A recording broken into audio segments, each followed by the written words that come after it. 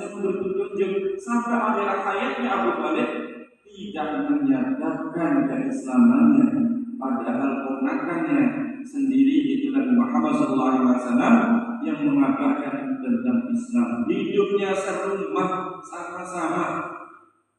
Nah itu. Makanya tugasnya suami terhadap istri, istri terhadap suami. Suami tugasnya membimbing istri, ku anfusakum wa ahlikum naro. Ternyata dia berikan susah sampai akhir hayat, tugasnya dia hanya membimbing. Toh dia tidak dapat petunjuk, dikembalikan kepada Allah Subhanahu wa taala. Jadi ada pernah ibu-ibu di majelis taklim bertanya, ini bagaimana ya suami suruh sholat dan sebagainya. Hidayah milik Allah. Kebaikan apapun hati kita kalau tidak digerakkan.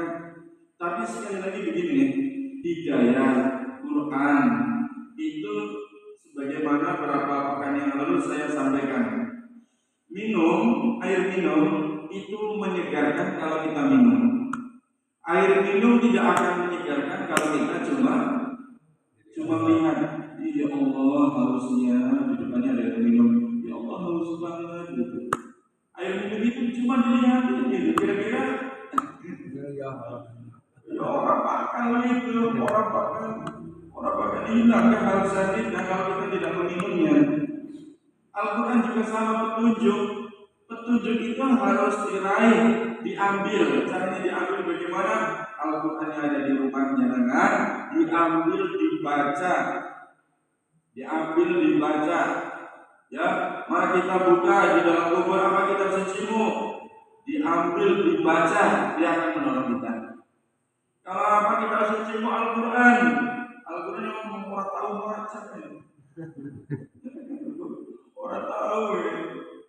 Datang ngomong dia lagi, tapi aku di Quran, tapi Quran ngomong, tapi dijawablah atau dibaca.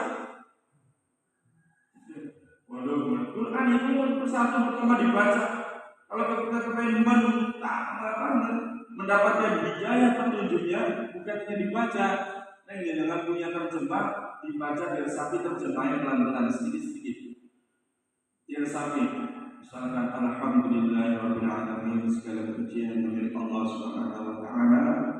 Segala puji alam semesta ini punya Allah, ya, Rabbil alamin yang menguasai alam semesta ini. Terus diresapi.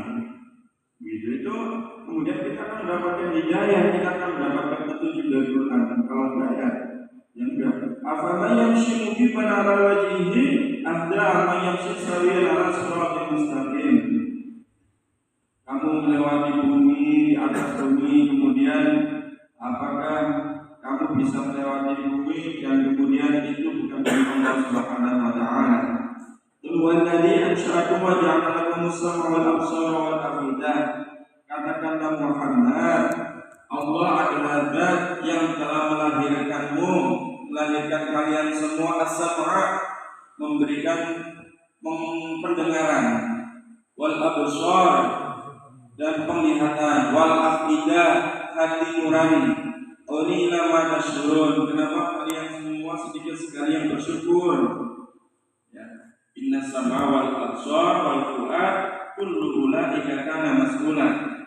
Pendengaran kita, penglihatan kita, hati kita, kullu ulaika kana mas'ula. Besok di akhirat akan dipertanggungjawabkan oleh Allah Subhanahu wa taala.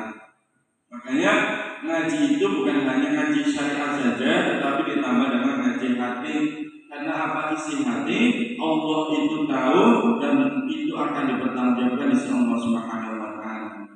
Kelihatannya bagus banget depan kita, tetapi hatinya itu kalau tidak baik, itu juga akan dipertanggungjawabkan oleh Allah Subhanahu wa taala.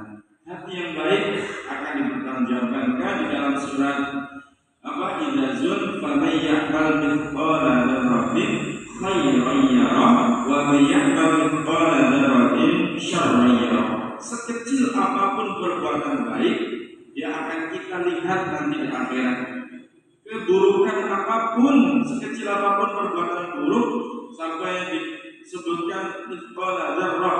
Dzarrah ada yang mengatakan biji gandum, ada yang mengatakan biji sawi, ada yang mengatakan ada yang lebih kecil dari semangat. Kita hanya ngomong, ya Allah, aku pengen bantu kalian, tetapi aku belum duit apa-apa untuk dia, ya Allah. Tak ada ngomong ke Allah, semoga dia mendapatkan apa gitu. Maka diajarkan oleh ulama, kalau ada ketika kita lewat keluar rumah, ya diajarkan oleh ulama, lihat orang berdagang, kita pengen dapat pahalanya gimana? Ya Allah, semoga dagangannya bagus. Di hati nggak usah terucap. Itu langsung dapat pahala kita. Kita mau motor, ngebut-ngebutan coba ya. Karena mau ngebut, artinya dia ngomong apa? Masuk. Ada orang motor ngebut, itu suaranya seru banget. Masuk.